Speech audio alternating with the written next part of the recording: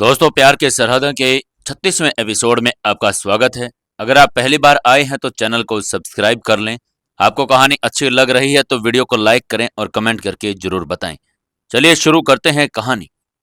राजवीर की नज़र ऊपर उठी और अमृता से जा मिली। अमृता तुरंत से अंदर चली गई।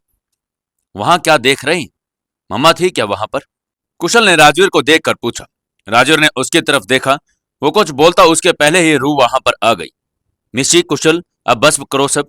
आओ और कुछ नाश्ता करके अपना होमवर्क कर लो। कब से खेल ही रहे हो दोनों? रू ने कहा तो विशाल और राजवीर तीनों बच्चों को लेकर अंदर आ गए। सब बैठकर नाश्ता करने लगे तो रू 2 कप चाय लेकर अमृता के पास चली आई। अमृता अकेली चुपचाप बैठी थी। रू उसके पास आकर बैठ गई। उसकी तरफ चाय का कप बढ़ाते हुए बोली, यहाँ अकेली क्यों बैठी है? नीचे सब कितना एंजॉय कर रहे हैं।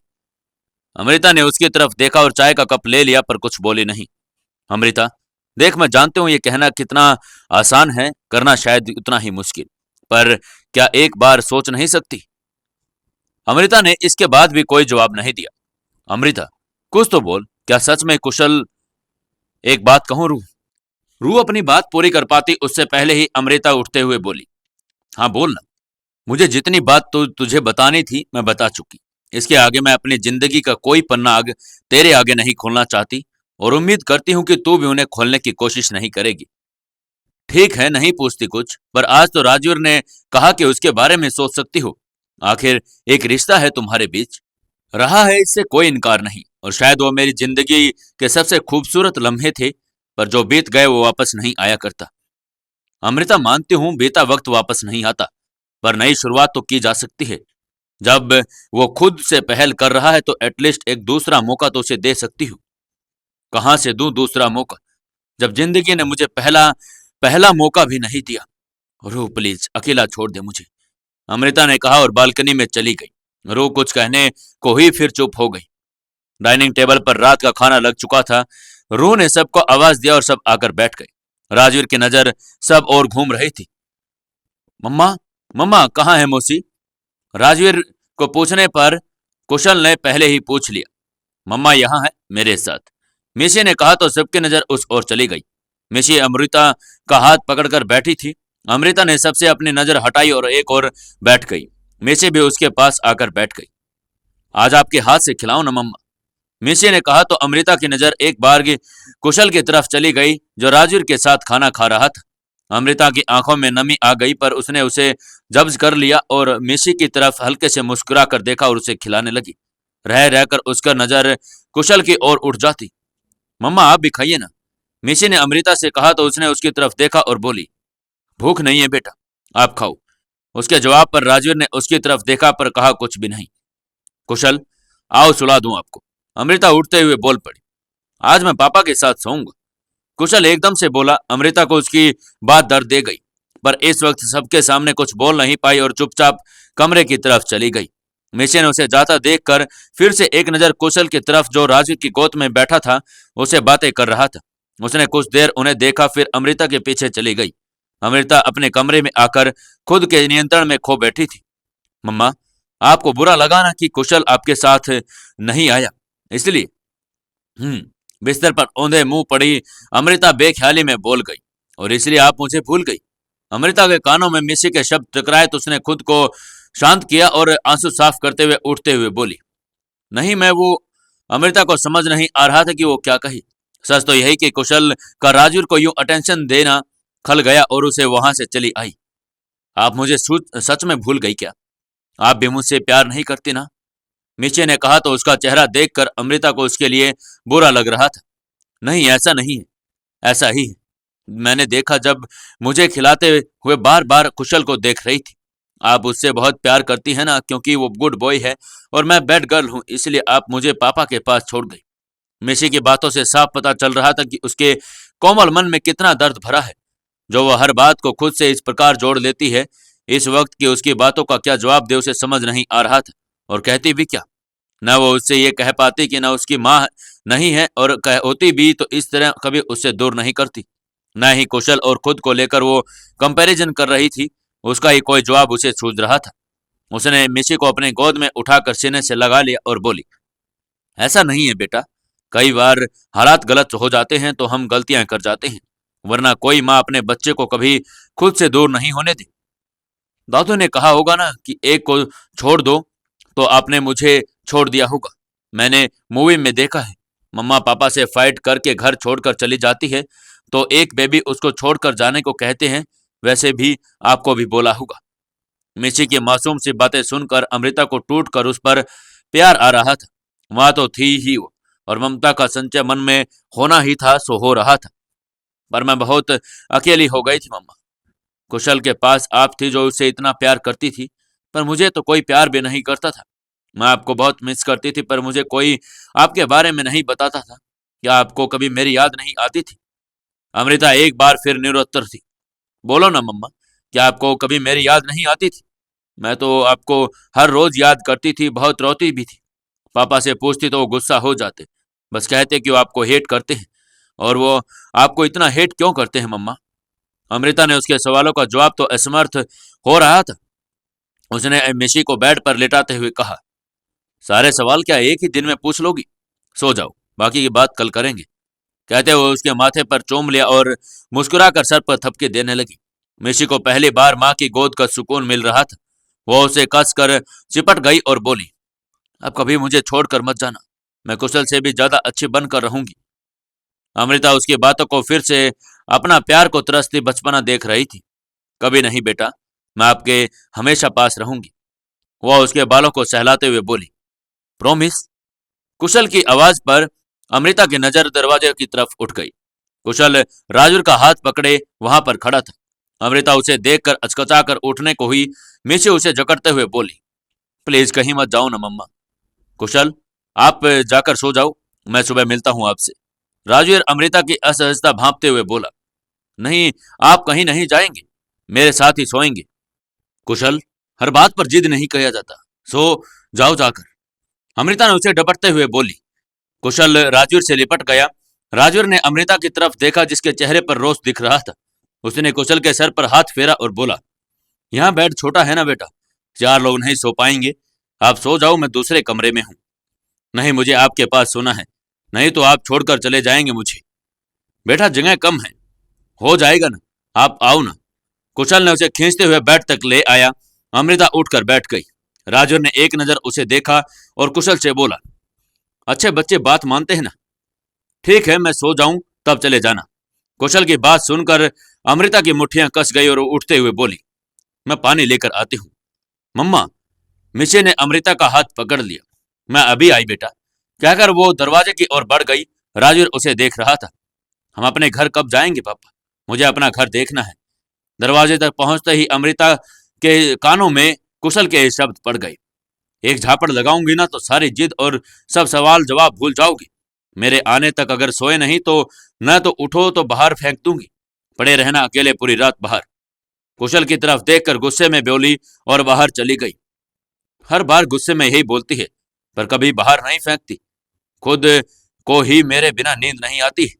कुशल ने धीरे से राजवीर से कहा और हंस दिया, मतलब आप लोग बहुत तंग करते हो मम्मा को?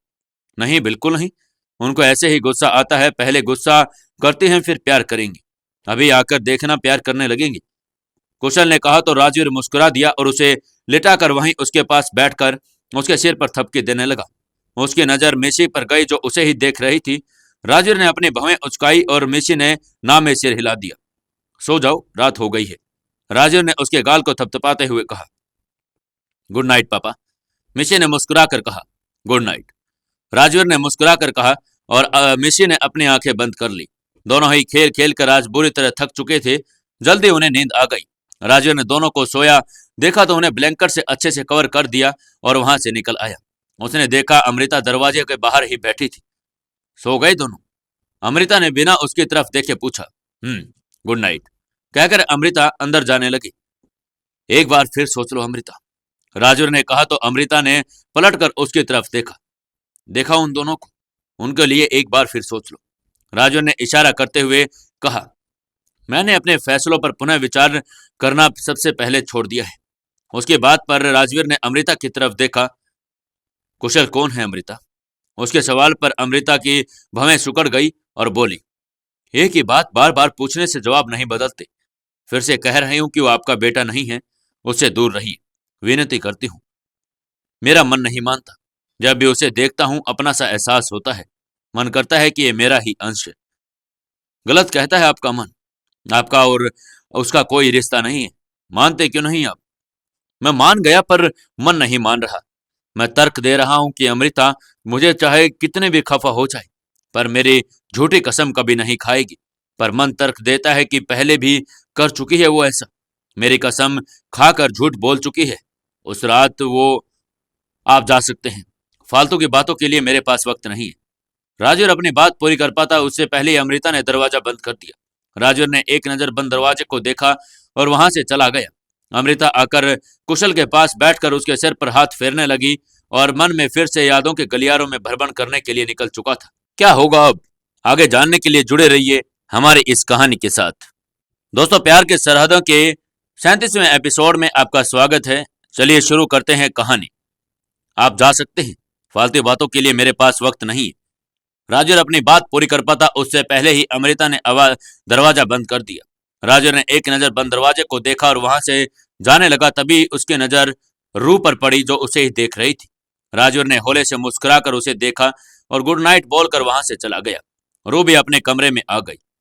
अंश सो गया था? रू ने दरवाजा बंद करते हुए पूछा। हाँ, आज ज्यादा खेल लिया था सो थक गया। विशाल ने वंश के सर पर हाथ फेरते हुए कहा और उसे ब्लैंकेट से कवर करके रू की तरफ देखा। क्या बात, परेशान लग रही हो? विशाल ने पूछा। परेशान हूं विशाल, बस कुछ समझ नहीं आ रहा। रू ने ठंडा सा जवाब दिया। विशाल ने उसकी तरफ देखकर फिर बैठते हुए उसका हाथ पकड़कर अपने सामने बिठाते हुए पूछा। अब बताओ क्या समझ नहीं आ रहा? मैं कुछ मदद कर पाऊं शायद। रू ने नजर उठाकर उसकी तरफ देखा और बोली। अमृता के बारे में सोच रही हूँ। राजू ने उसके सामने फिर से शादी का प्रस्ताव रखा जिसे अमृता ने ठुकरा दिया। समझ नहीं आ रहा उसे कि समझाऊं या उसके फैसले को सपोर्ट करूं। कभी वो सही लगती है तो कभी उसके और कुशल के अकेलेपन के बारे में सोचती हूँ तो लगता है कि उसी राजवीर की बात मान लेनी चाहिए। समझ नहीं आता क्या करूं। विशाल ने उसकी तरफ गौर से देखा और फिर बोला। तुम क्या चाहती हो? रू ने विशाल की तरफ देखा और फिर गर्दन हिलाते हुए कहा। पता नहीं, बस उसे खुश देखना चाहती हूँ। देखो रू, अमृता तुम्हारी दोस्त है, तुम उसे बेहतर जानती हो। उसकी बीती जिंदगी के बारे में तुमने कभी कुछ बताया नहीं और मुझे जरूरी भी नहीं लगता। पर इन कुछ दिनों में जितना उसे देखकर समझ पाया हूं वो बहुत ही रिजर्व टाइप की है। बहुत कुछ तो मैं नहीं जानती उसके बारे में।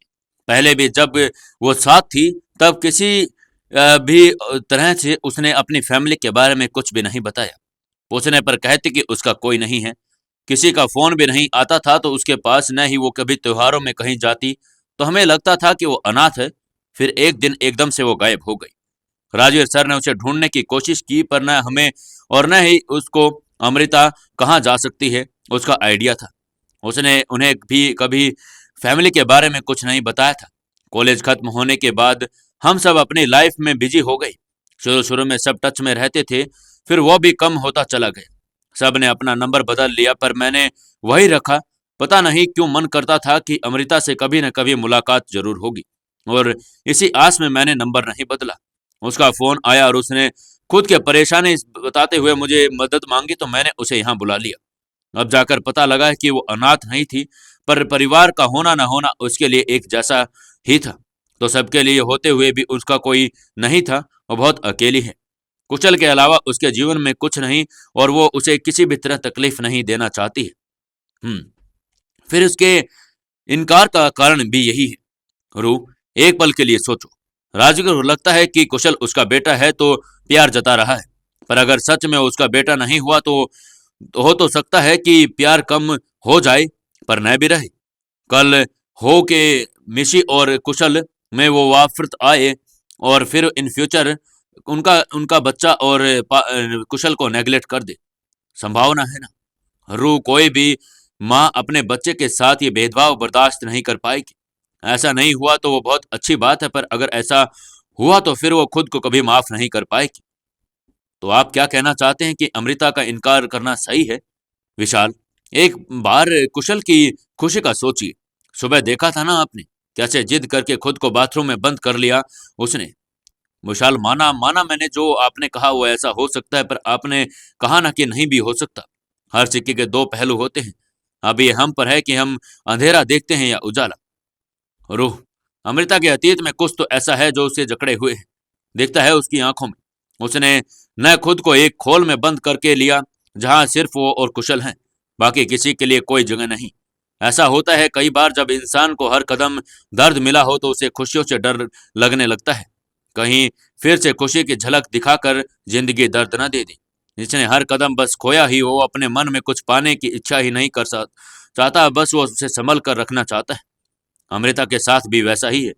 उसकी सूनी सी आंखें बस कुशल को देखकर चमकती है। कुशल उसके लिए सिर्फ बेटा नहीं, बल्कि उसकी पूरी दुनिया है, और इस दुनिया में वो किसी और को शामिल नहीं करना चाहती। वैसा मुझे लगता है, बाकी तुम उसे बेहतर जानती हो। रू ने विशाल की तरफ देखा और बोली, फिर आप बताइए, क्या करना चाहिए मुझे? मेरे विचार से तुम्हें फैसला उसी पर छोड़ देना चाहिए। तुम्हें उसकी फिक्र है तो हर फैसले उसी के साथ दो। अगर वो हाँ कहती है तब उसे तुम्हारी उतनी ही जरूरत नहीं होगी जितनी उसके इनकार करने पर होगी। दोस्त हो तो उसे समझाने या सवाल करने से ज्यादा उसे एहसास दिलाओ कि तुम हर हाल में उसके साथ हो, अकेले नहीं है वो। विशाल ने उसके हाथ पर हाथ रखकर कहा। रू ने उसकी तरफ देखा और हाँ में गर्दन हिलाते हुए बोली, शायद यही ठीक होगा। विशाल ने उसकी तरफ देखा और मुस्कुराकर उसे बाहों में भर लिया और बोला, चिंता मत करो, सब ठीक हो जाएगा। अमृता आकर कुशल के पास बैठकर उसके सर पर हाथ फेरने लगी, और मन में फिर यादों के गलियारों में भ्रमण को निकल चुका था। उसे फिर से रह रहकर वही बातें दिमाग में आने लगी थी। दीपावली की रात राजवीर के कहने पर ध्रुवी ने अमृता को अपने घर में बुला लिया। अभी त्योहार के कारण छुट्टियां थी तो रू और रिया भी अपने घर चली गई। हमेशा की तरह अमृता अकेले वहीं रुकी थी। रू ने उसे अपने साथ चलने को कहा, पर भी अमृता नहीं मानी। वैसे भी एक बार रू की बहन की शादी की वजह से उसके घर जा चुकी थी। बार बार किसी के घर जाना उसे सही नहीं लगा तो उसने मना कर दिया। वो अकेली थी। जब राजवीर को पता चला तो उसने ध्रुवी की मदद से त्योहार पर अपने घर बुला लिया। अमृता ने मना किया, पर ध्रुवी को मना नहीं मानना और न ही मानी। आखिरकार ध्रुवी उसे अपने साथ ले ही आई। सुबह से अमृता तैयारियों में ध्रुवी की मदद कर रही थी। राजवीर को उसके साथ समय नहीं मिल पा रहा था, क्योंकि कामिनी जी उसे कोई न कोई काम बता देती। अमृता के मन में पहले यहाँ आने पर हलचल मची थी। वो जितना उसे दूर रह सके राजवीर से दूर रही। जाने क्यों आज उसे बेहद बेचैनी हो रही थी। उसके सामने आने पर वहीं राजवीर मौके की तलाश में था कि अमृता मौके पर अकेली मिल जाए उसे। और यह मौका उसे जब मिला जब शाम के समय ध्रुवी ने अमृता से चेंज करके तैयार होने को कहा। अमृता उसके साथ उसके कमरे में आ गई। राजवीर ने उसे जाते देखा तो चुपके से उसके पीछे चला गया। उसने दरवाजा खटखटाया। ध्रुवी ने दरवाजा खोल दिया। माँ बुला रही है तुम्हें। राजवीर ने दरवाजे से टिक कर ध्रुवी से बोला, मुझे पर क्यों? सब काम तो निबट गया है, अब तो रेडी होकर पूजा ही करनी है, वो भी जब पंडित जी आएंगे। ध्रुवी ने कहा, अब ये तो उन्हें ही पता होगा, मुझे बस तुझे बुलाने के लिए कहा है। अंदर खड़ी अमृता को एक नजर देखकर बोला। उसे नगर नजर मिलते ही अमृता का दिल धड़क उठा। उसने अपना चेहरा फेर लिया। अच्छा ठीक है, देख कर आती हूँ। अमृता तू रेडी होकर, जब तक मैं जल्दी आती हूँ। ध्रुवी कहते हुए कमरे से बाहर निकल गई। देर से भी आओगी तब भी चलेगा, राजवीर ने कहा तो ध्रुवी ने मुड़कर उसकी तरफ आंखें छोटी करके देखा और चली गई। राजवीर ने उसे जाते अंदर देख लिया और बोला, दरवाजा बंद कर लो। अमृता ने सुना तो आकर दरवाजा बंद करते हुए राजवीर ने उसका हाथ पकड़ लिया। अमृता ने घबराकर उसकी तरफ देखा। वो कुछ बोलती उससे पहले ही राजवीर ने मुंह पर उंगली रखकर उसे चुप रहने का इशारा किया और उसे खींचते हुए अपने कमरे में ले गया। अमृता ने अपना हाथ छुड़ाना चाहा, पर राजवीर की पकड़ कसी हुई थी। कमरे के अंदर आके उसने झट से दरवाजा बंद कर दिया। अमृता के हाथ पांव फूलने लगे। वो पीछे हट गई। राजवीर ने मुड़कर उसकी तरफ देखा और उसके करीब आकर उसे कसकर अपने सीने से लगा लिया। शादी के बाद आज देख रहा हूं तुम्हें, 10 दिन से तुम्हें देखा नहीं, अब जाकर चैन पड़ा है। अमृता की घबराहट कम हो गई और चेहरे पर मुस्कान आ गई। राजवीर उससे अलग हुआ और उसका चेहरा अपने हाथों में भरकर बोला, बहुत मिस किया तुम्हें। अमृता ने हल्के से मुस्कुराकर अपनी पलकें झुका ली। तुम्हारा कुछ नहीं हो सकता। गुस्सा हो, प्यार हो या नाराजगी, सब खामोशी से ही जताना है। अमृता ने अब भी कुछ नहीं बोला। राजवीर ने उस पर गहरी निगाह डाली और बोली, यह बताओ, सुबह से मुझसे दूर क्यों भाग रही हो? मैं नहीं तो, कहते हुए अमृता ने उससे दूर होकर दूसरी ओर चेहरा करके खड़ी हो गई। क्या लगता है तुम्हें कि मुझे कुछ समझ नहीं आ रहा? मैं ध्रुवी को ढूंढ रही होगी। कहकर अमृता दरवाजे की ओर बढ़ गई। राजवीर ने उसका हाथ पकड़ लिया। अमृता की कपकपी सी छूट गई। जाने दीजिए प्लीज, अमृता ने किसी तरह बोला। राजवीर ने उसे अपनी तरफ खींच लिया। अमृता उसके सीने से जा टकराई और उसने नजर उठाकर राजवीर की तरफ देखा। इतना क्यों घबरा रही हो? भरोसा नहीं है मुझ पर? वो बात नहीं है, मैं बस इस कमरे में और मुझ पर पूरा हक है तुम्हारा, पर किसी को पता नहीं है अभी। जब सबको पता चल जाएगा फिर क्या? राजू ने उसे अपनी बाहों में कसते हुए शरारती ढंग से कहा। अमृता ने अपनी नजर हटा ली। उसके माथे पर पसीने की बूंदें उभर आई। राजू ने उसे देखा और मुस्कुराते हुए उससे दूर हो गया और बोला, कुछ ज्यादा नहीं घबराती तुम? मैं चलती हूँ। अमृता बात बदलते हुए बोली। रुको। राजवीर ने कहा तो वो रुक गई और उसकी ओर नहीं घूमी। राजवीर ने अपना कबाड़ खोला और एक पैकेट लेकर उसके पास आया और देते हुए बोला, ये तुम्हारे लिए, आज यही पहनना। अमृता ने उसकी तरफ प्रश्न सूचक दृष्टि से देखा। मालूम है तुम्हें पसंद नहीं किसी से गिफ्ट लेना, पर याद करा दूं कि अब मैं किसी की श्रेणी में नहीं आता, तो मुझसे ले सकती हो। ये न सिर्फ तुम्हारा बल्कि मेरा भी हक है। मुझसे मेरा हक कोई नहीं छीन सकता, तुम भी नहीं। राजू ने पैकेट को अनरैप करते हुए बोला। सूट? अमृता ने देखते हुए कहा। राजू ने उसकी तरफ देखा और बोला, मन तो था कि कुछ सेक्सी सा ड्रेस लाऊं तुम्हारे लिए, पर फिर उसे हनीमून के लिए रिजर्व कर लिया। फिलहाल इसी से काम चला लो। कहते हुए उसके अमृता के चेहरे पर उंगली फिरा दी। अमृता ने कुछ नहीं कहा, बस नीचे नजरें किए हल्के से मुस्कुरा दी। देख क्या रही हो? फटाफट पहन कर दिखाओ। कहकर वो जाने को हुई। कहाँ जा रही हो? पहन कर दिखाने को कहा है। यहाँ आपके सामने। अमृता ने हैरानी में उसकी तरफ देखा। राजू ने उसे देखा और उसके पास आते हुए कहा, हाँ क्यों नहीं, आखिर अब हक है मेरा तुम पर, तो यही चेंज कर लो, कहो तो मैं मदद कर दूं। अमृता का चेहरा शाह पड़ गया। घबराहट में हाथ पांव ठंडे। उसे न कुछ बोलने को हो रहा था और न ही उसने नजर उठाई। राजू ने उसे देखा तो हंस पड़ा और बोला, रिलैक्स, मजाक कर रहा हूं। अपना चेहरा देखो कैसे काला पड़ गया है। प्यार करती हो तो भरोसा करना भी सीखो। तुम्हारी मर्जी के बिना कभी हक नहीं जताऊंगा। अपने लिमिट पता है मुझे। राजू ने उसे आईने के खड़ा सामने कपते हुए कहा। अमृता ने आईने से नजर नहीं उठाई और राजवीर की तरफ देखा। राजवीर ने उसके हाथ से दुपट्टा लेकर उसके सिर पर उड़ाते हुए कहा, इंतजार रहेगा मुझे तुम्हारे पूरे हक के इस रूप में कमरे में आने का। अमृता आईने से कहीं उसकी तरफ देखकर मुस्कुराने लगी। शादी के बाद की पहली दिवाली मुबारक हो मिसेज अमृता राजवीर सिंह चौधरी। राजवीर ने उसके इर्द गिर्द अपने बाहें लपेट कर उसके गाल से गाल लगाकर कहा। अमृता ने उसे देखकर फिर पलट कर उसके सीने से लग गई और बोली, आपको भी बेसब्री से इंतजार करूंगी उस पल का जब यह हक पूरी तरह जताएंगे आप। राजन ने चेहरे पर मुस्कान आ गई। उसने उसने अपने बाहों में कस लिया। कुछ देर बाद सब पूजा के लिए इकट्ठे हो गई। राजूर के कहने पर समीर भी वहां आया और वहां अमृता को देखकर हैरान रह गया। अमृता का वहां होना उसे अच्छा नहीं लग रहा था। इधर राजवीर ने सोचा नहीं कि था कि त्योहार के दिन बनोबा भी अपना घर छोड़कर यहाँ आएगी, पर वो आ गई। उसे देखकर राजवीर को चीज हो रही थी, क्योंकि कुछ दिन पहले ही बलबीर जी और कामिनी जी की शादी की वर्षगांठ की पार्टी में बलबीर जी ने सबके सामने राजवीर और बनोबा की शादी का ऐलान कर दिया था, जिसे सुनकर राजवीर के साथ साथ उसके सब दोस्त शॉक्ड रह गए। बस बनोबा थी जिसके चेहरे पर मुस्कान थी, वहीं रूह के साथ खड़ी अमृता की आंखों में नमी आ गई। उसने रूह का हाथ कसकर पकड़ लिया। रूह ने उसकी तरफ देखा तो उसका भी मन भर आया। उसका हाथ कसकर थामते हुए उसे आंखों में सब ठीक होने की तसल्ली दी।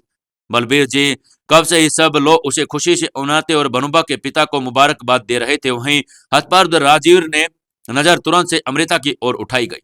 उसने नाव में गर्दन हिलाते हुए उसे देखा और कह रहा हो कि इस बारे में उसे कुछ नहीं पता। अमृता ने कुछ नहीं कहा और खुद को मजबूत करने की ओर दूसरी ओर देखने लगी। राजवीर ने बलबीर जी की तरफ देखा और गुस्से में उनकी ओर बढ़ते हुए, पर समीर ने उसका हाथ पकड़ा और उसे रोकते हुए समझाया कि इस वक्त तैश में आकर उसका कुछ भी कहना सबके सामने अपने पिता को बेइज्जत करना होगा। अभी शांत रहे। पार्टी के बाद शांति से उससे बात कर अपनी इच्छा जताई। राजवीर का मन तो नहीं होता, पर समीर की बात सही थी। ऐसा करने से कामिनी जी को दुख होता और राजवीर कभी नहीं ये कर सकता था। वो उस वक्त चुप रह गया और पार्टी के बाद बलबीर जी के सामने अपनी बात रखते हुए बनोबा से शादी के लिए मना कर दिया। बलबीर जी ने तो अभी पहले जानते थे कि इसलिए उन्होंने सबके सामने ये ऐलान कर दिया था। राजवीर ने अपनी बात समझाने की पूरी कोशिश की। दोनों की आपस में बहुत बहस भी हुई, पर बलबीर जी ने अपनी बात पर अड़े रहे। वहीं राजवीर ने भी उनकी बात मानने से इनकार कर दिया।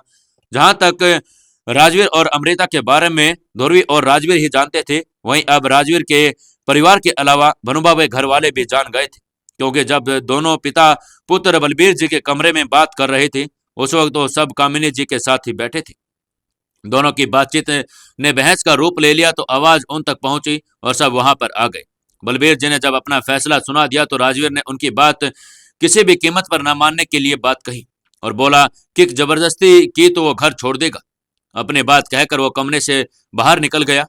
कामिनी जी को देखकर एक पल के लिए उसके कदम ठिठके पर वो फिर घर से बाहर निकल गया। घर में टेंशन का माहौल देखकर कामिनी जी को परेशान हो गई। वहीं भनुबा ने जब सुना तो गुस्से में उसका तन बदन जल उठा।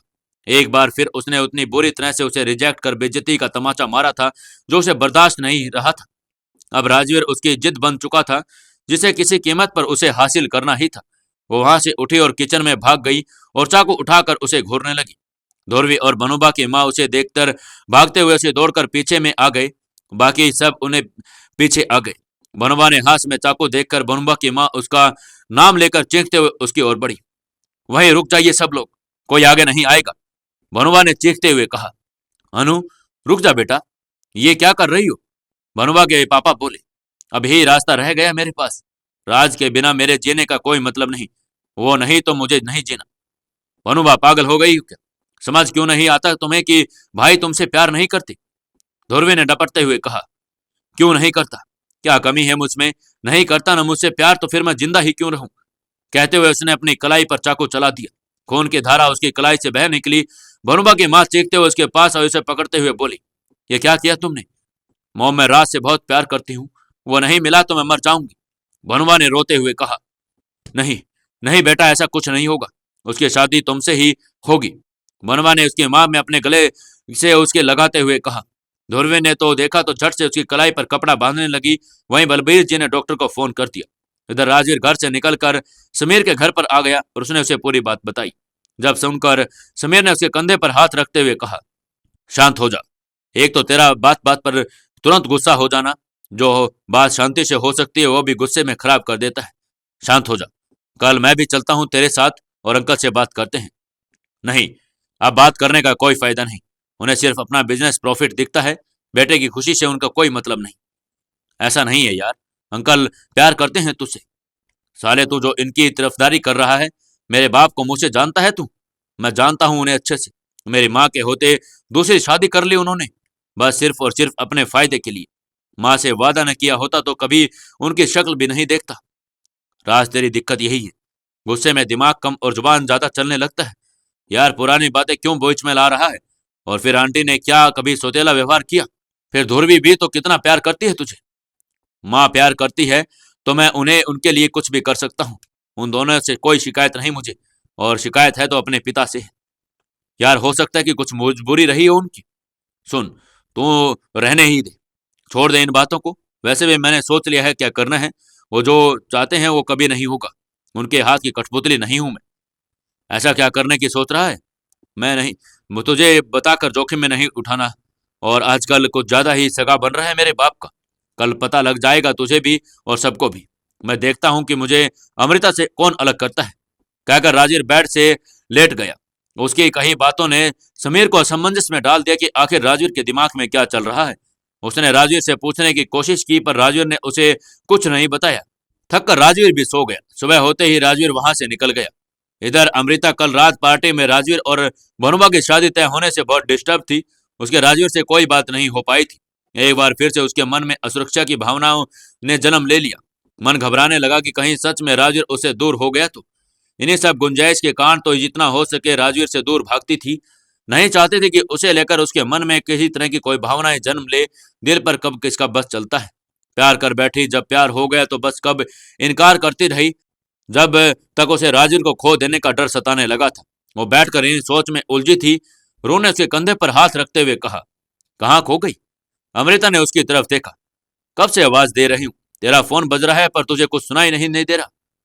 वो मैं, ज्यादा मत सोच, सब ठीक होगा, वो कोई ना कोई रास्ता जरूर निकाल लेंगे। रू ने अमृता के गाल पर थपथपा कर कहा। अमृता ने हाँ में गर्दन हिला दिया। मैं क्या कहती हूँ, तुम दोनों भाग जाओ ना, कहीं दूर जंगल में अपने प्यार का आशिया बना लो। हाय कितना रोमांटिक होगा ना एडवेंचरिंग भी। बिल्कुल फिल्में जैसे लाइक हमने घर छोड़ा है, रस्में तोड़ा है, दूर कहीं जाएंगे, नई दुनिया बसाएंगे। रिया गाना गाते हुए बोली, शट अप, कोई फिल्म नहीं चल रही यहाँ। अरे यार, तुम बिना इतने सारे इमेजिन्स की बैंड बजा देती हो। अबे मैंने इन दोनों प्रेम के पंछियों को घोंसला बनाते भी देख लिया था। बस प्रेम गीत गाने वाले थे, तुमने बीच में विघ्न डाल दिया। रिया ने कहा तो अमृता के चेहरे पर मुस्कान आ गई। रिया ने देखा तो उसकी तरफ अंधे पर टिकाते हुए हाथ बोली, वैसे रू, प्यार में जादू होता है। देख हमारी गुस्सेल बालिका मुस्कुराना सीख गई। ये प्यार का जादू है या राजवीर सर का? रिया ने अमृता की ठुड्डी पर ऊपर करते हुए कहा। अमृता ने अपना चेहरा फेर लिया। हाय हाय, ये तो शर्मा गई। कहते हुए रिया ने और रू ने दोनों हंसने लगी। तभी फिर से फोन की घंटी बजी। अमृता ने देखा और फोन उठा लिया। हेलो, अमृता ने कहा। तुम ठीक हो ना? राजवीर ने पूछा।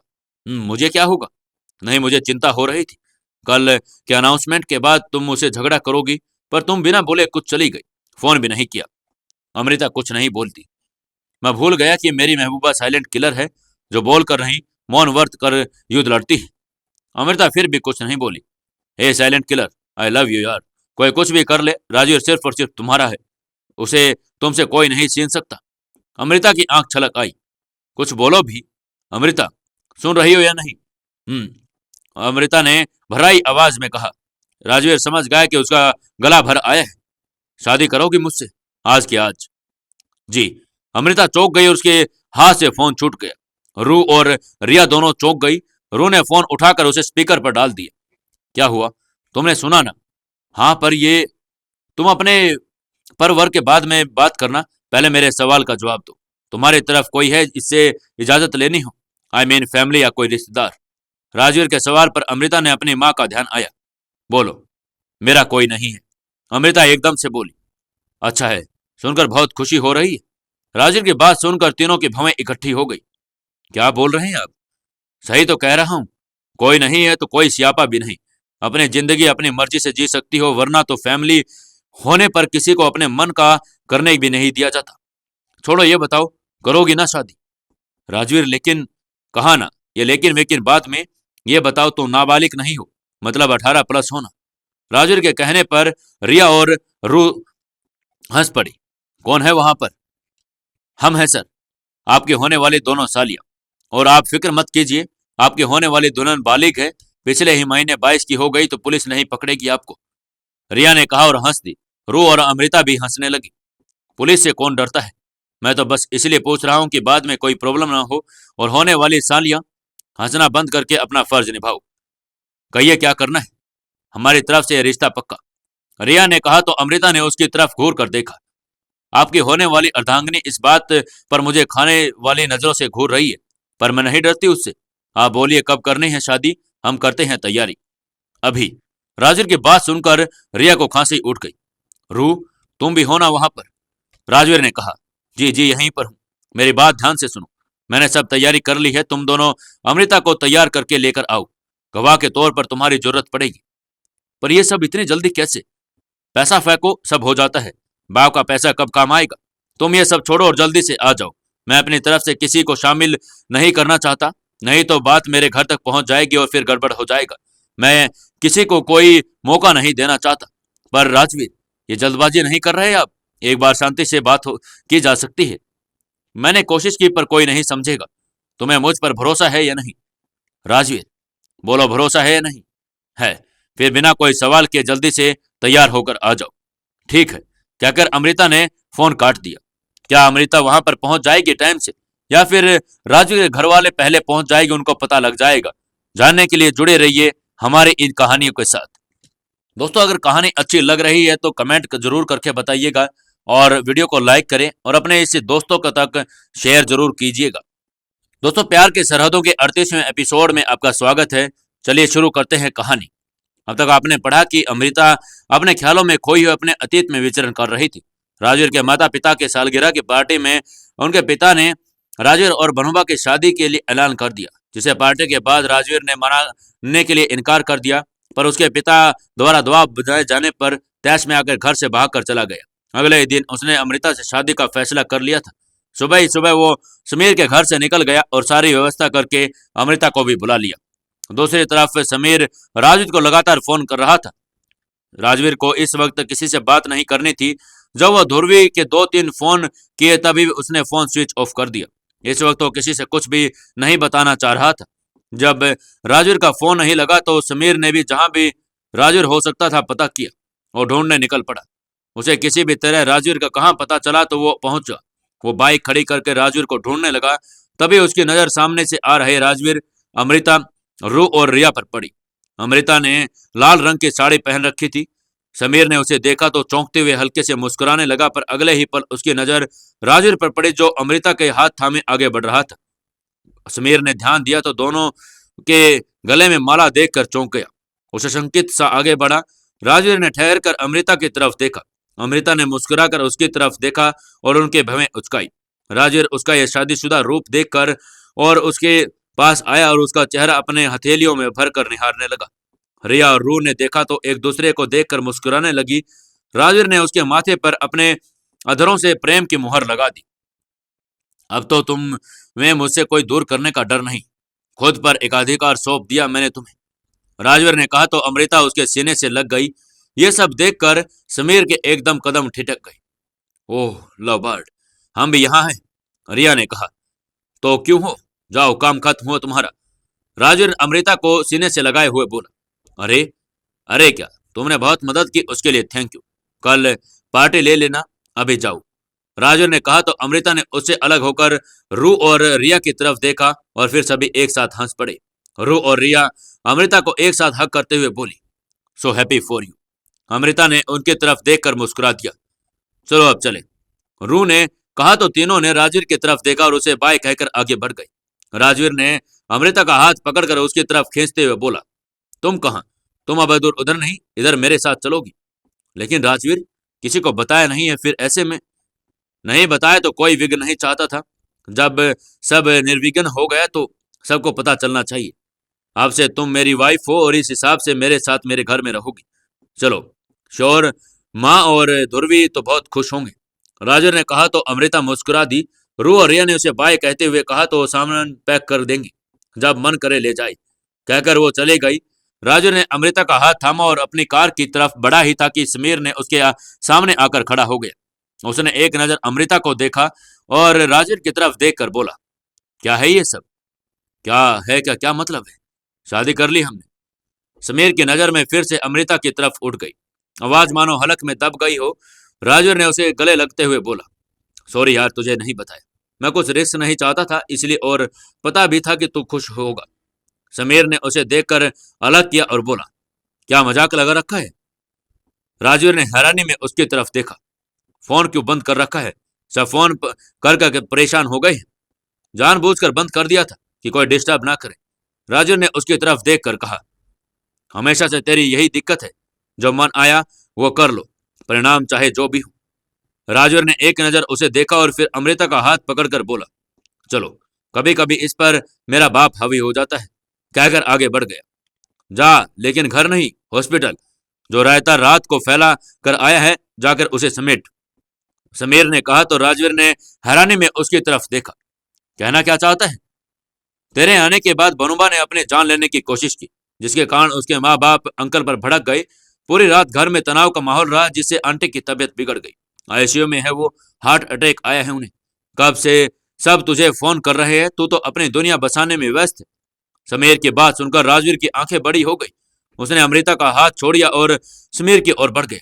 एक पल को उसका इस तरह हाथ छोड़ना अमृता के मन में एक भय डाल गया।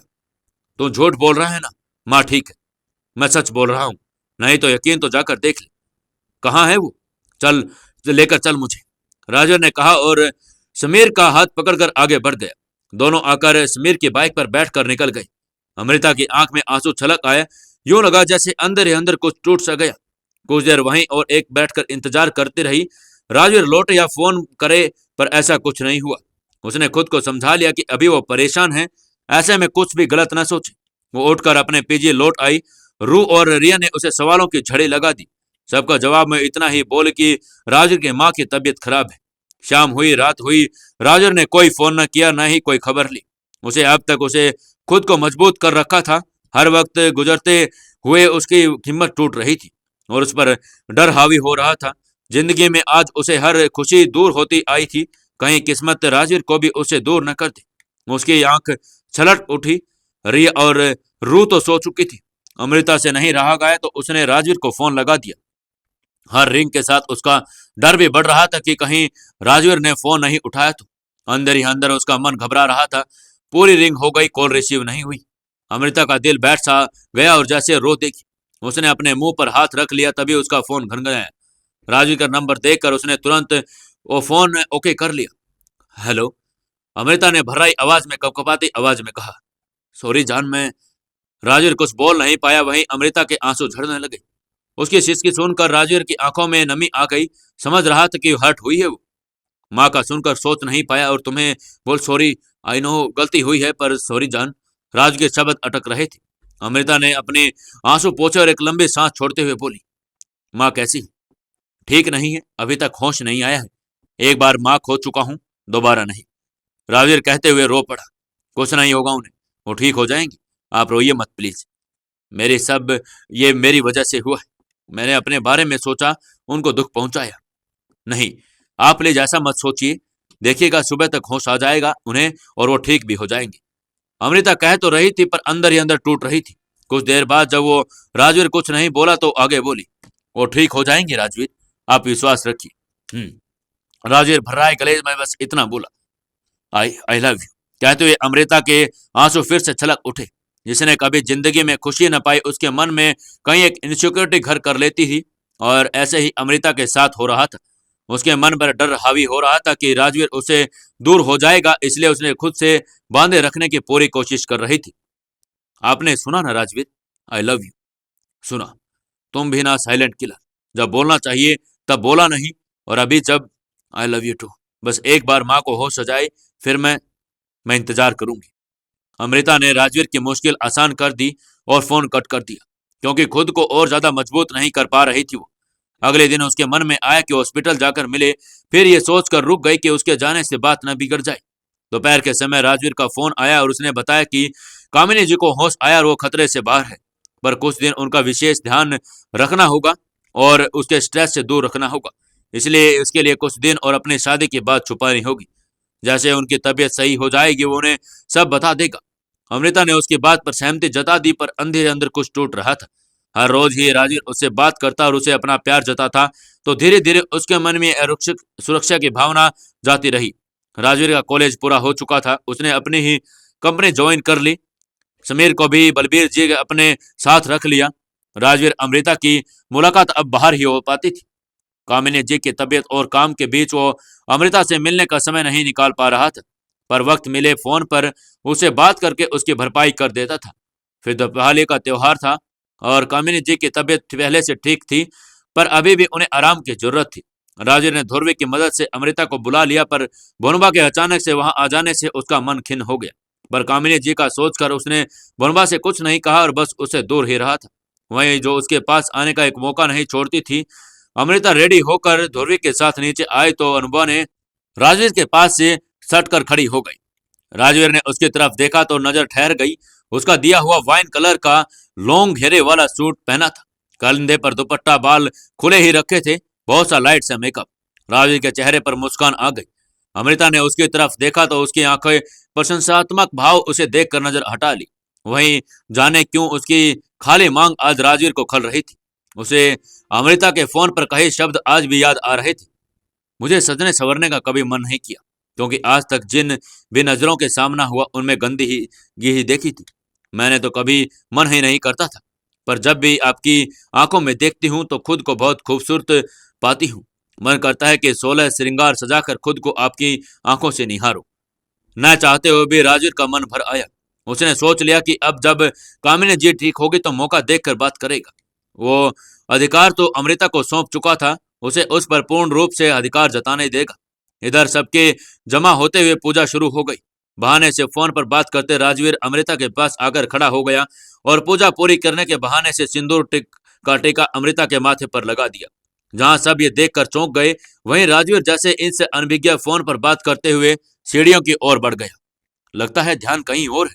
पागल लड़का, बेटा तुम बुरा मत मानना, कामिनी जी ने अमृता से कहा तो फिर सब अपने ही मगन हो गए। अमृता ने सर घुमाकर राजवीर की तरफ देखा तो उसने भी मुड़कर उसकी तरफ देखा और अपनी ओर देखकर पाकर मुस्कुराते हुए एक आंख दबा दी।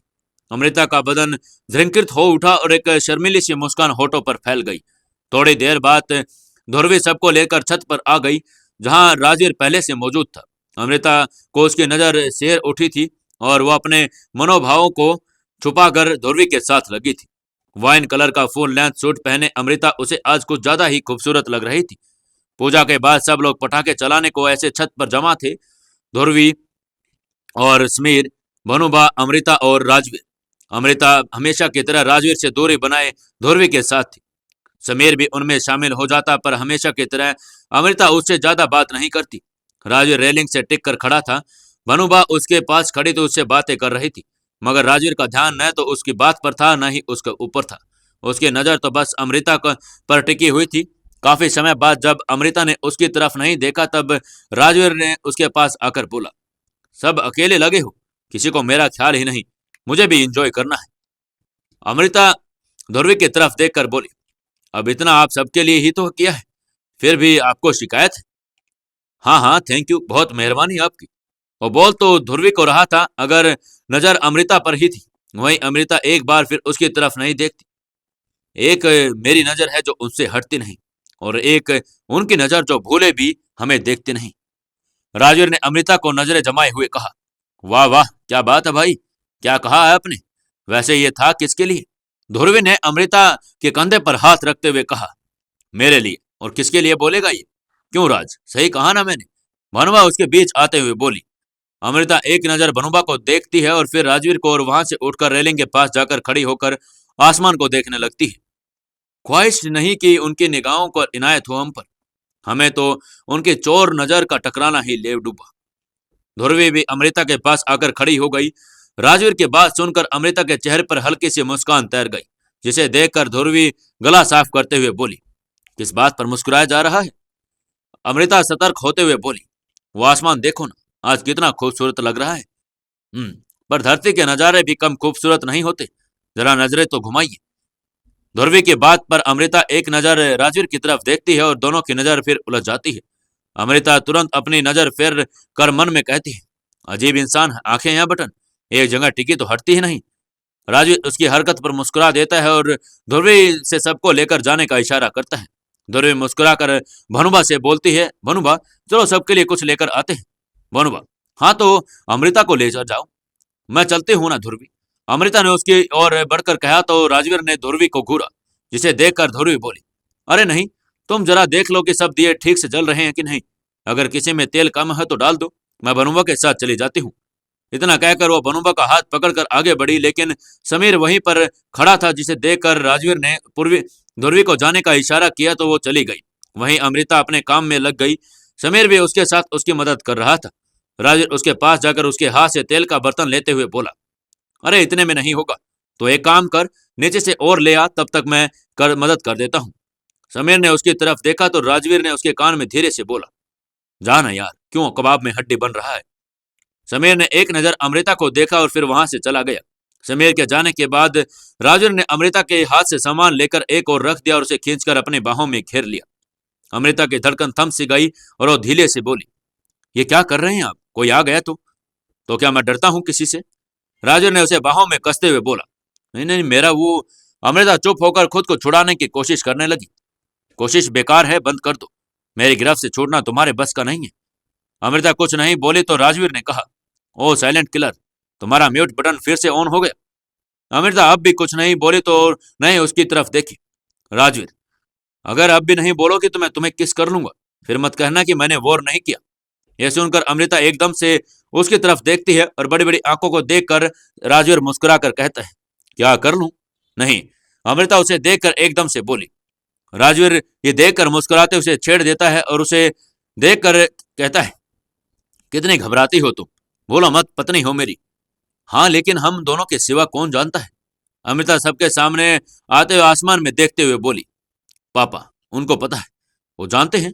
अमृता ने हैरानी में पूछा। हाँ, उनको बताया कि मैं तुमसे प्यार करता हूँ। वो बहुत नाराज हुए और मेरी शादी भनुबा से तय कर दी। इसी गुस्से में तो तुमसे शादी कर ली मैंने, क्योंकि मैं किसी और को मौका नहीं देना चाहता वो हमें अलग करे। मगर राजवीर, ऐसा कब तक चलेगा? तुम दोनों एक दूसरे को हम कब तक सबसे अपना रिश्ता छिपाएंगे? कभी कभी बहुत डर लगता है कि कहीं मैं आपको खो न दूं। ए, ऐसा कुछ नहीं होगा। राजीव पर सिर्फ उसकी जान का हक है। मुझे तुमसे कोई दूर नहीं कर सकता। अमृता उसके कंधे पर सिर टिकाकर बोली। राजेश, बिता दीजिए ना सबको। अब आपसे ये दूर रहकर अजनबी बनकर रहा नहीं जाता। सॉरी जान, मैं तो उसी दिन बता देना चाहता, पर सबको तुम तो जानती हो कि अचानक से माँ की तबीयत खराब हो गई और पापा ने बताने से मना कर दिया, ये कहकर कि माँ को टेंशन होगी और मैं उनके साथ रिस्क नहीं लेना चाहता। उनकी तबीयत ठीक होते ही बता दूंगा। जानती हूं, पर मन बेचैन होने लगता है, अमृता ने कहा तो राजू ने शरारत में कहा, तुम कहो तो तुम्हारी बेचैन अभी दूरी कर देता हूं। अमृता ने उसकी आंखों में देखा तो तुरंत नजर फेर कर खड़ी हो गई। क्या हुआ?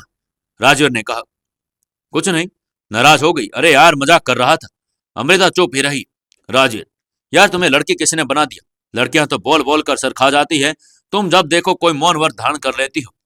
अमृता फिर भी कुछ नहीं बोलती। राजू रेलिंग से उसकी पीठ पर टिकाकर अमृता के सामने होकर बोला, ठीक है चलो नीचे आज सबको बता ही देते हैं। तुम्हें भरोसा नहीं है मुझ पर? अमृता ने उसे घूर कर देखा और बोली, आपने जिंदगी में सब आसानी से पा लिया। न तो आपको हर चीज मजाक लगती है, मगर जिन्हें छोटी से छोटी खुशी भी लंबे संघर्ष के बाद मिली हो, उनसे पूछिए। किसने कहा कि सब आसानी से मिल गया? मैंने तुम्हें मनाने में पसीने छूट गए मेरे। सर के बल चलवाया है तुमने, तब मानी हो। अमृता उसकी तरफ देखती है और गुस्से में बोली, आप मजाक उड़ाते रहिए, मैं चलती हूँ। वो मुड़कर जाने लगी, तभी राजू ने उसका हाथ पकड़ लिया।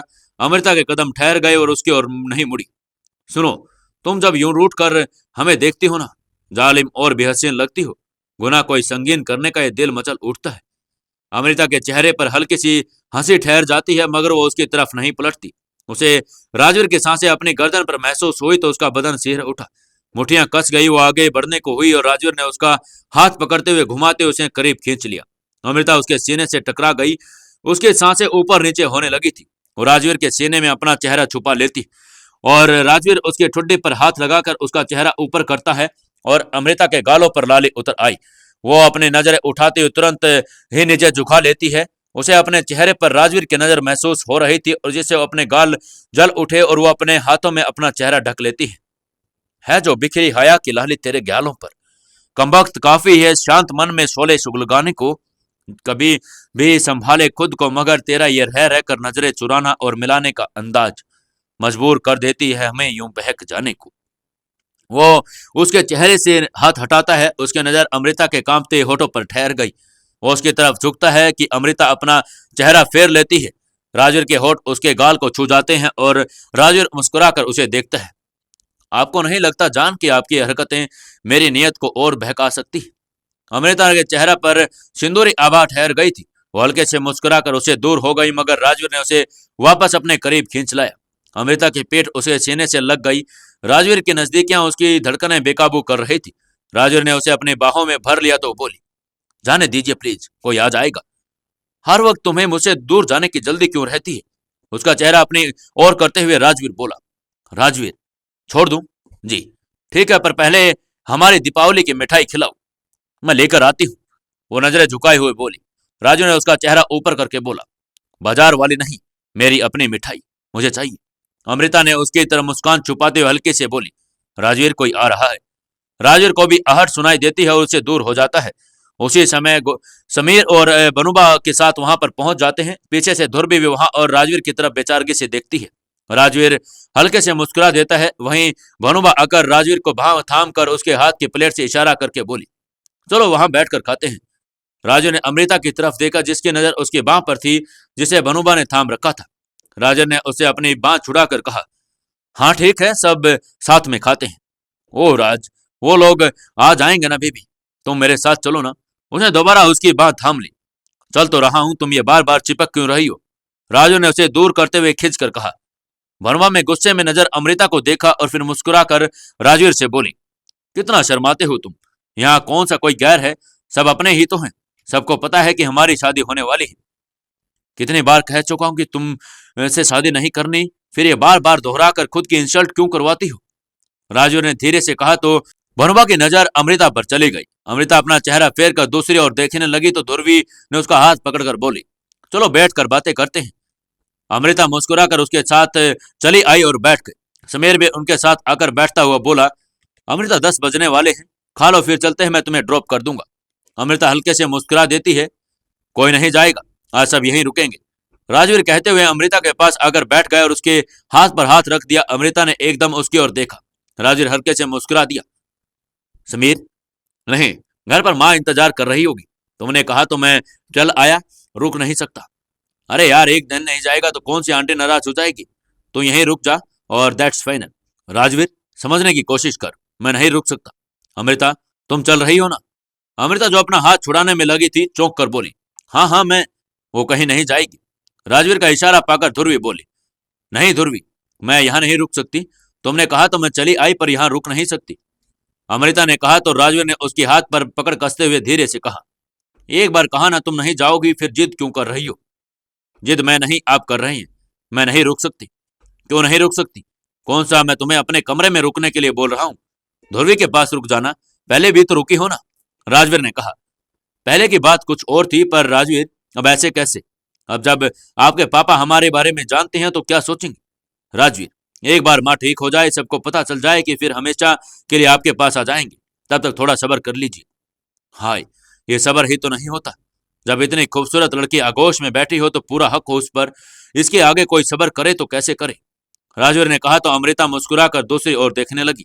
इन सबके बीच जो दो दौड़ी उन पर ही थी। क्या खुसर फुसर कर रहे हो तुम दोनों? समीर ने कहा तो राजवीर उसकी तरफ देखकर बोला, कुछ खास नहीं, मैं तो बस इससे कह रहा था कि गाना सुना दे। अमृता ने हैरानी में उसकी तरफ देखा और अपनी एक आंख दबा दी। ध्रुवी, हाँ यार, एक गाना सुना दो। अमृता ने कहा, नो वे, मैं नहीं गाने वाली, मुझे गाना वाना नहीं आता। झूठ क्यों बोल रही हो साइलेंट किलर? याद है समीर, इसका गाना सुनकर ही आधे कॉलेज को पता चला कि इसका स्पीकर ठीक है। समीर ने मुस्कुराकर कहा, हाँ, वरना उससे पहले तो मुझे भी लगता था कि ये बोल नहीं सकती। सुना दो ना अमृता, वही वाला। अमृता ने मुस्कुरा देकर देखा। बनुबा बोली, जब वो मना कर रही है तो क्यों फोर्स कर रहे हो तुम सब? वैसे भी उसे देर हो रही है। चलो राजवीर, हम कहीं घूम कर आते हैं। अमृता को समीर ड्रॉप कर देगा। वो राजवीर की बांह पकड़कर कहती है तो जबरदस्ती उसे उठाने लगी। राजवीर अमृता का हाथ छोड़ देता है। अमृता की नजर राजवीर पर पड़ी। वो कहीं गुस्से में कुछ गलत न कर दे, सोचकर वो गाना शुरू कर देती है। बेदर्दी से तेरे प्यार का दीवाना कर दिया, मुझे दीवाना कर दिया, कहीं भी ना लागे जिया, बेदर्दी से तेरे प्यार ने दीवाना कर दिया। राजवीर उसकी तरफ देखता है और मुस्कुराकर अपनी नजरें झुका लेती है। ध्रुवी समीर तरफ मुस्कुरा देती है, जबकि समीर की नजर अमृता पर ठहरी थी। वहीं राजवीर गले गाल पर हाथ लगाए अमृता को देख रहा था। अपनी खबर न दिल का पता, मुझे याद नहीं है तेरे सिवा, जिधर देखूं तो ही नजर आए दिलरुबा, दुनिया के हर ख्याल से बेगाना कर दिया, मुझे दीवाना कर कहीं लागे न जिया। अमृता राजवीर की तरफ देखती रही तो मुस्कुराकर अपने होठ गाल पर लगा देता है। वो मुस्कुराकर उठकर रेलिंग के पास जाकर खड़ी हो जाती है। वो बाहर की ओर देख रही थी। राजवीर उसके पास आकर रेलिंग से उठकर लगकर खड़ा हो गया और अमृता की तरफ देखने लगा। राजवीर मुस्कुराकर ताली बजाते हुए कहता है, सच में दीवाना कर दिया तुम्हारे गाने ने। समीर, सच में अच्छा गाया है, अब चले। अमृता ने मुस्कुराकर राजवीर को देखा और ध्रुवी के साथ नीचे चली गई। अमृता ने जाना चाहा पर ध्रुवी ने उसे जबरदस्ती रोक लिया और वहां अकेली रहेगी वही राजवीर ने भी उसे मना किया था। दोनों की बात जानकर मानकर अमृता रुक तो गई, पर मन ही मन एक दुखी लगी हुई थी। जाने क्यों एक अजीब सी बेचैनी मन में हो रही थी। सब छत पर ही बैठे थे तो राजवीर ने खाना वहीं पर मंगवा लिया था और बनुबा राजवीर के पास बैठ गई और उसकी प्लेट भी लगाने लगी थी। न ये अमृता को भाया न ही राजवीर को। उसने आंखों से ही राजवीर को शांत रहने का इशारा कर दिया। सब खा चुके थे तो समीर ने एक बार और अमृता से पूछा कि चलने के लिए, पर ध्रुवी ने राजवीर के इशारे पर अमृता का हाथ पकड़ लिया और बोली कि उसे बहुत सी बातें करनी है, इसलिए अमृता नहीं जाएगी। समीर ने एक नजर अमृता को देखा और वहां से चला गया। बनोबा बिना किसी रोके भी वहीं पर रुक गई। सब नीचे आए और सबने अपने अपने कमरे की ओर बढ़ गए। राज, एक मिनट रुको, मुझे तुमसे कुछ जरूरी काम है, बनोबा ने उसका हाथ पकड़कर रोकते हुए कहा। अमृता को एक नजर उन्हें देखा तो ध्रुवी के साथ आगे बढ़ गई। कितना भी खुद को समझाती पर भनुबा का राज के करीब आना उसे अखर जाता था, पर वहीं राजवीर पर भरोसा था कि उसे तसल्ली थी। दोनों कमरे में आ गए। ध्रुवी ने अमृता की तरफ देखा और उसे गले लगते हुए बोली, हाय, आज जो एक्सीडेंटली हुआ न वो सच में हो जाता तो मजा ही आ जाता। क्या मतलब? अमृता ने हैरानी में पूछा। ध्रुवी ने उसे आईने के आगर उसके माथे के टीके की तरफ इशारा किया और उसे इर्द गिर्द बाहें लपेटते हुए बोली, अगर ये सच में हो जाता तो अभी तुम मेरी भाभी बन जाती। कितना अच्छा होता नहीं? लोग कहते हैं कि भाभी ननद की दोस्ती होती है, और मेरी तो दोस्त भी हो और तुम मेरी भाभी हो जाती। मैं तो बस बेसब्री से इंतजार कर रही हूँ उस दिन का जब तुम दुल्हन के रूप में इस घर में प्रवेश करोगी, और मैं अपने सकुचाती शर्माती भाभी को अपने कमरे तक छोड़ने जाऊंगी और बदले में ढेर सारे नेक लूंगी। फिर तुम और तुम्हारे वो। ध्रुवी अपनी बात पूरी कर पाती उससे पहले ही अमृता पलट कर उसके गले लग गई। हेलो, मैं ध्रुवी हूँ डार्लिंग, गला जगह लिपट रही हो? अमृता ने अलग होकर उसे घूरा। यार क्या हो तुम, मेरे सामने भी इतना ब्लश कर रही हो, भाई के सामने क्या होगा? ध्रुवी ने हंसते हुए कहा तो अमृता ने उसे हल्के से धक्का दे दिया। ध्रुवी ने उसे देखकर हंसते हुए उसके पास आई और उसे गले लगाते हुए बोली, अभी इसमें वक्त है तो रिलैक्स। अमृता भी मुस्कुराने लगी। अच्छा तू आराम कर, मैं जरा माँ को दवाई दे आऊं, कहकर ध्रुवी अपने कमरे से बाहर निकल गई। अमृता आकर बेड पर बैठ गई। ध्रुवी की बातें एकदम उसके गुदा गुदा गई थी। थोड़ी बात देर ध्रुवी आई और आकर लेट गई। अमृता ने भी लेटकर अपनी आंखें बंद कर ली। जब उसने होश संभाला तो ये पहली दीपावली थी कि उसकी इतनी खुशी मिली हो, वरना हमेशा से किसी न किसी बात से उसका त्योहार खराब हो जाता था। सब अच्छा था, फिर भी रह रहकर उसका मन बेचैन हो उठता था। उसका वो खुद को समझती कि ये बीती जिंदगी का असर है, पर अब उसकी जिंदगी बदल चुकी है। पर फिर भी बेचैनी हवा भी हो जाती और जैसे कुछ गलत होने वाला है। हर बार कुछ ना कुछ गलत होता ही जा रहा था उसके साथ, तो ये अपना डर आना स्वाभाविक था। वो उठकर बैठ गई। क्या हुआ?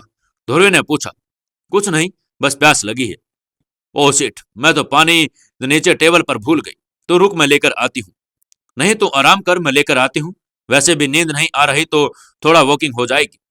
ठीक है जा, ध्रुवी ने कहा तो अमृता उठकर बाहर आ गई। सच तो ये कहा था कि बाहर आना नहीं चाह रही थी, पर एक बार राजवीर को देखकर अपना मन शांत कर ले। वो बाहर आई और राजवीर के कमरे की तरफ नजर उठाई। दरवाजा बंद था। उसका मन था कि दरवाजा पुश कर गए और एक बार उसे देख ले, पर किसी ने देख लिया तो सोचकर वो नीचे उतरने लगी। सामने ही टेबल पर पानी का जग भरकर रखा था।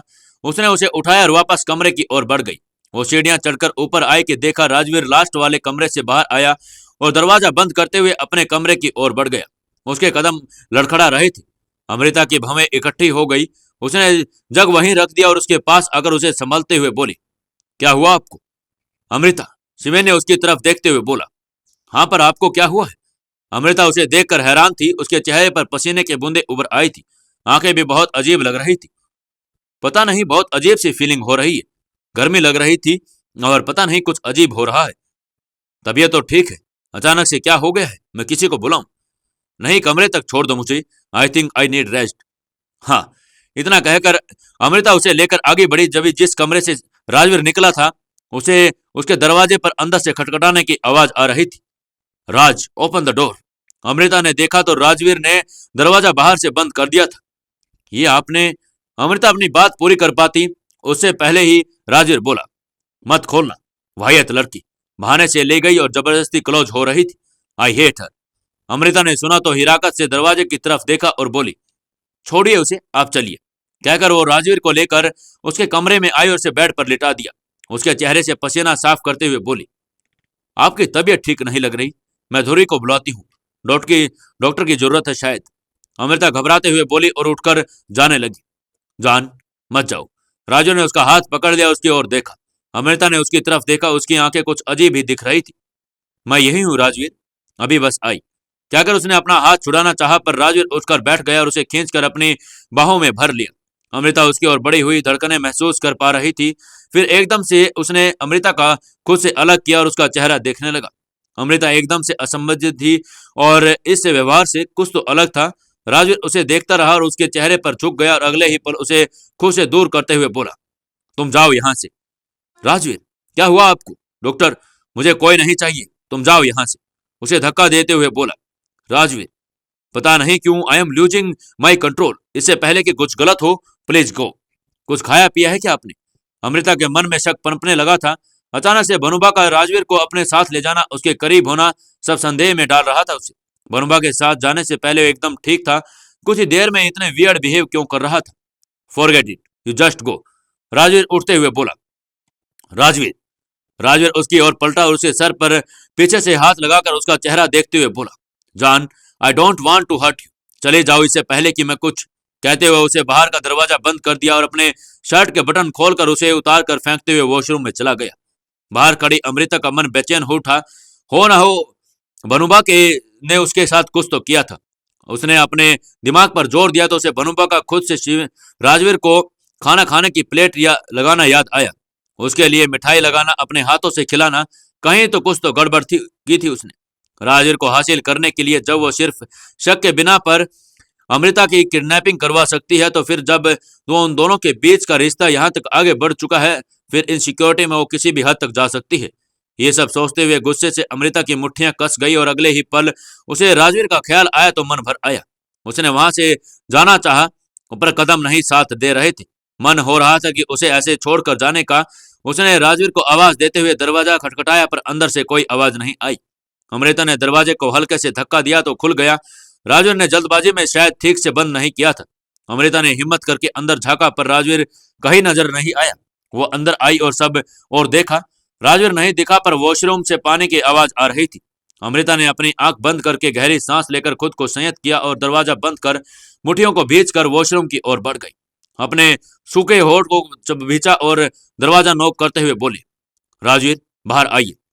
तुम यहाँ क्या कर रही हो? कहाँ ना जाओ? राजवीर ने अंदर से ही कहा। बाहर आइए राजवीर, ठंड लग जाएगी, बीमार हो जाएंगे, प्लीज बाहर आइए। अमृता प्लीज बाहर आप आते हैं, मैं सबको बुलाऊं? राजवीर मैं जाकर सबको बुलाती हूँ। कुछ देर तक राजवीर की कोई आवाज नहीं आई तो अमृता बोली। तभी दरवाजा खुला और राजवीर टोवल लपेटे बाहर आ गया। अमृता ने उसकी तरफ देखा। एक पल को उसने नजर फेर ली और फिर उसकी तरफ देखा और उसके सीने से जा लगी। नहीं जान, कुछ मत बोलिए, सब समझ आ रहा है मुझे। फिर भी, हाँ फिर भी आपको तड़पता कैसे छोड़ दूं? वैसे भी हक है आपको। राजवीर ने उसे अलग कर उसकी तरफ देखा। ये गलत तब होता जब हम एक दूसरे के प्रति लॉयल नहीं होते। मुझे आप पर पूरा भरोसा है कि आप मुझे कभी बीच रास्ते नहीं छोड़ेंगे। आपको नहीं है, फिर भी मुझे छोड़ने का इरादा है? अमृता ने राजवीर के मुंह पर उंगली रखते हुए कहा। राजवीर ने ना करते हुए गर्दन हिला दिया और बोला, तुम्हारे बिना एक सांस लेना मुश्किल है। फिर कुछ मत सोचिए। अगर उस दिन हमने सबको बता दिया होता तो सब कुछ बंदिशें न होती। आज नहीं तो कल ये बात सबके सामने ही आ जाएंगी। कहते हुए वापस से उसके सीने से लग गई और उसने कोलर बोन को अपने अधर रख दिए। उसने राजवीर की अपने अबाहों में कस लिया। मम्मा! एकदम से मेसी की आवाज सुनकर अमृता चौंक गई। वो अपने अतीत से बाहर आ गई। मेसी घबराई से अपने जगह पर बैठ गई थी। अमृता झटक कर उसके पास आई, उसका चेहरा थाम कर बोली, क्या हुआ? मम्मा! मेसी ने उसकी तरफ देखा और उससे लिपट गई। आप नहीं गई मम्मा, आप वापस आ गई। अमृता उसकी बातों से हैरान थी। उसके सिर पर हार फेरते हुए बोली, मैं कहाँ गई थी? मैं तो यही हूं। मैंने सपना देखा कि आप मुझे सुलाकर छोड़ गई। प्लीज मम्मा, मुझे छोड़कर कभी मत जाना। कहते हुए मेसी उसके सीने से छुप गई। अमृता के अपने सीने से लगाए रखा और सर पर थपकी देती रही। मेसी कुछ ही देर में वापस सो गई थी। अमृता ने उसे सुलाकर एक नजर कुशल की तरफ देखा और मेसी के पास ही लेट गई। अब क्या होने वाला है, क्या होने वाला था, आगे जानने के लिए जुड़े रहिए हमारी इस कहानी के साथ।